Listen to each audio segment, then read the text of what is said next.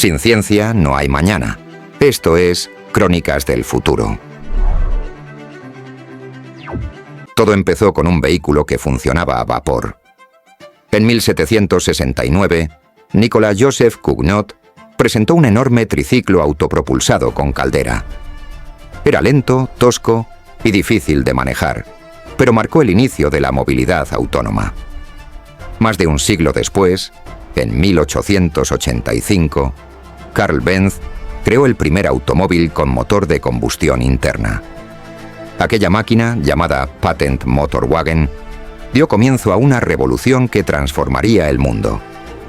Poco después, otro nombre cambiaría radicalmente el destino del coche: Henry Ford.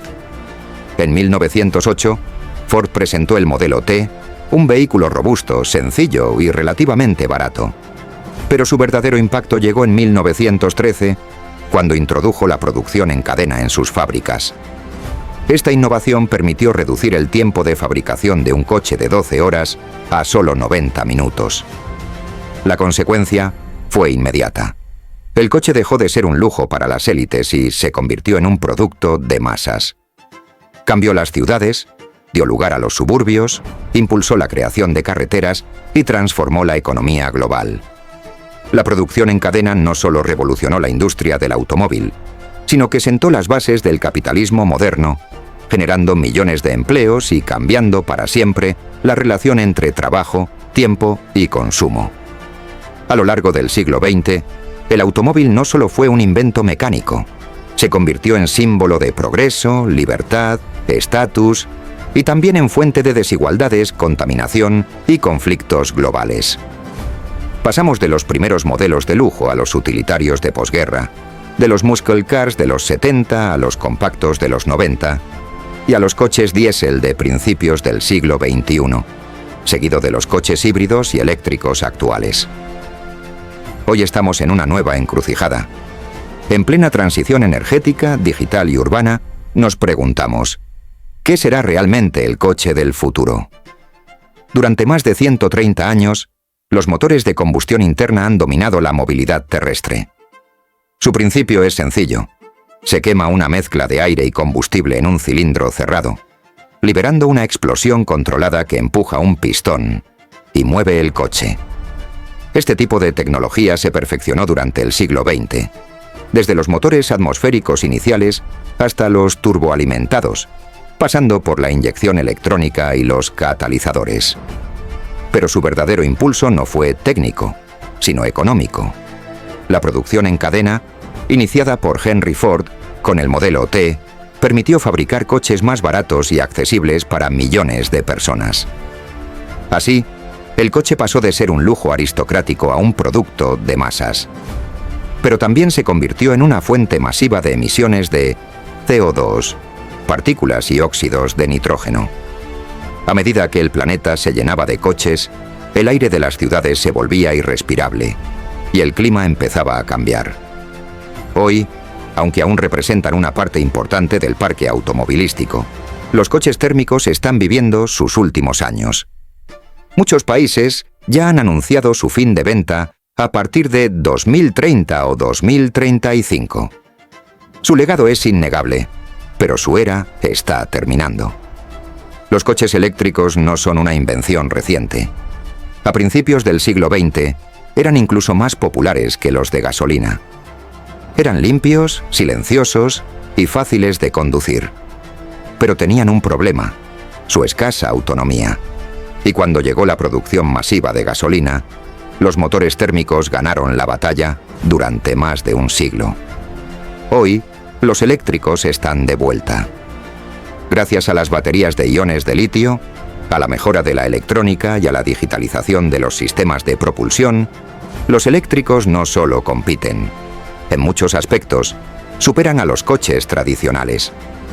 El motor eléctrico tiene menos piezas móviles, no necesita aceite, apenas se desgasta, y convierte más del 85% de la energía que consume en movimiento real. Además, no emite gases contaminantes en circulación. Su recarga es cada vez más rápida, y su conducción es suave, silenciosa y potente.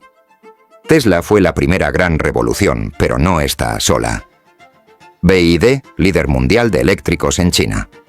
NIO, con sus baterías intercambiables. Lucid Motors, con coches de lujo y gran autonomía.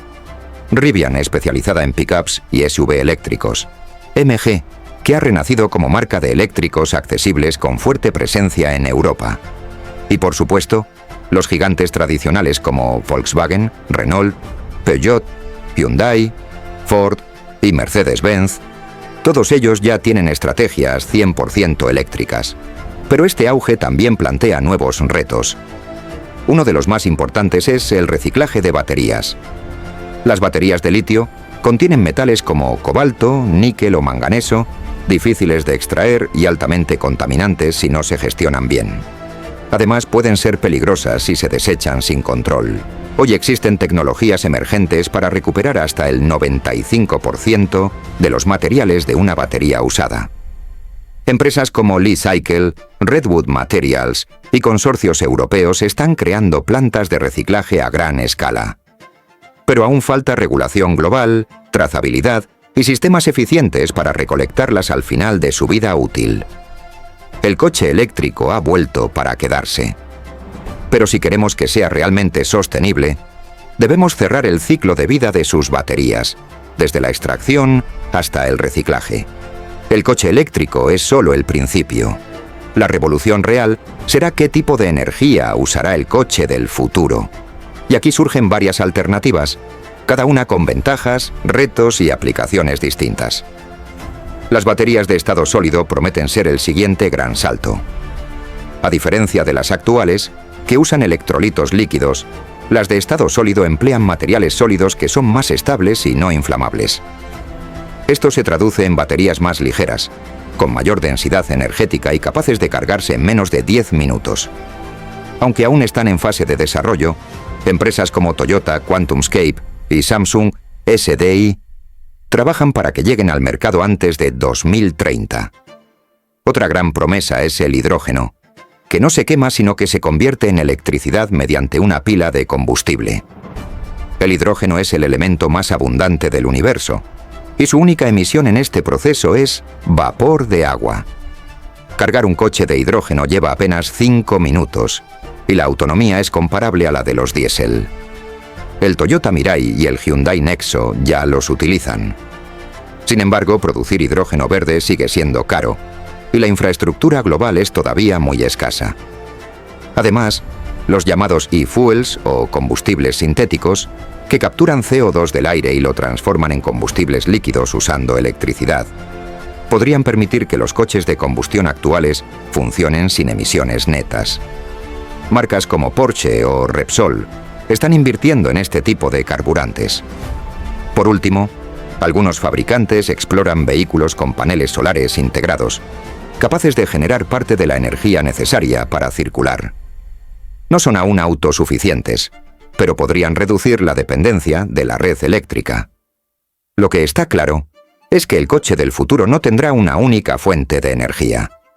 Habrá soluciones distintas según el contexto. Batería para ciudad, hidrógeno para transporte pesado, e-fuels para coches clásicos y quizás algo que todavía no imaginamos. Mientras las fuentes de energía evolucionan, otro cambio está ocurriendo en paralelo. Los coches están aprendiendo a pensar por sí mismos. La conducción autónoma ya no es una idea futurista. Es una realidad en fase de prueba avanzada. Marcas como Tesla, Waymo, Cruise, Apple y Amazon Zoox compiten por alcanzar el llamado nivel 5 de autonomía.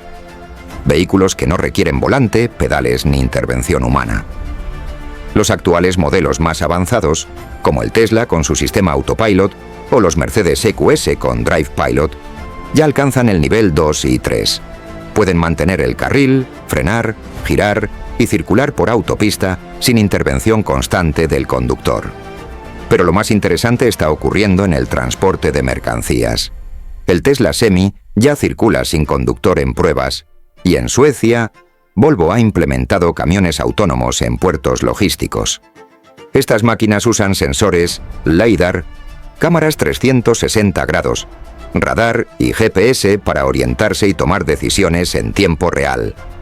Ahora bien, el reto ya no es tecnológico, Es ético y legal. ¿Quién es responsable si un coche autónomo causa un accidente? ¿Qué decisiones toma la inteligencia artificial en una situación de riesgo moral? ¿Qué ocurrirá con millones de empleos en logística y transporte?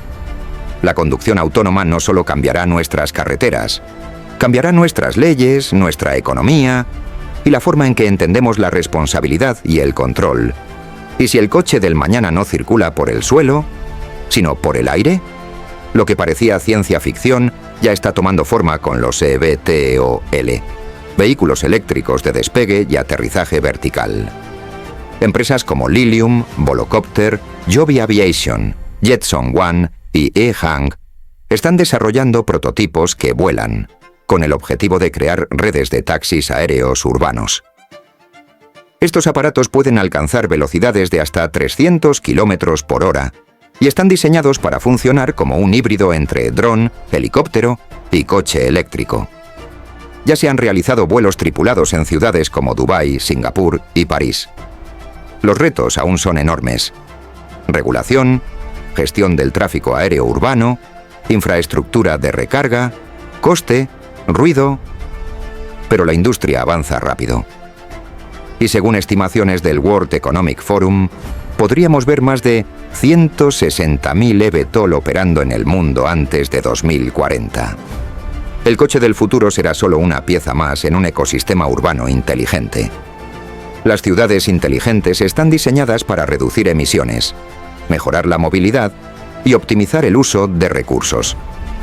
Los semáforos serán inteligentes, conectados por redes 5G, capaces de cambiar en tiempo real según el flujo del tráfico. Las calles estarán equipadas con sensores que informarán a los coches autónomos de la situación del entorno. Los aparcamientos estarán automatizados y los vehículos sabrán, antes de llegar, dónde hay plazas libres. Cada viaje será gestionado por inteligencia artificial. Desde qué coche usar, hasta la ruta óptima para evitar atascos o zonas de emisiones restringidas. Ya no será necesario tener coche propio.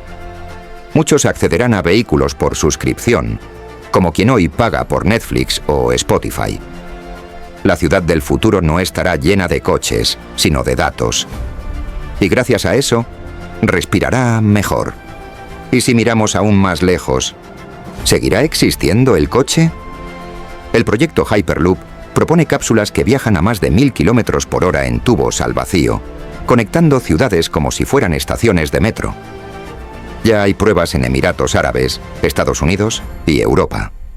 Los trenes Maglev, que levitan sobre raíles magnéticos, alcanzan los 600 km por hora sin fricción. Japón y China ya los operan comercialmente. Y aunque suene a ciencia ficción, el teletransporte cuántico ya es una realidad en laboratorios. No de personas, claro, sino de información entre partículas. Pero cada avance amplía los límites de lo posible.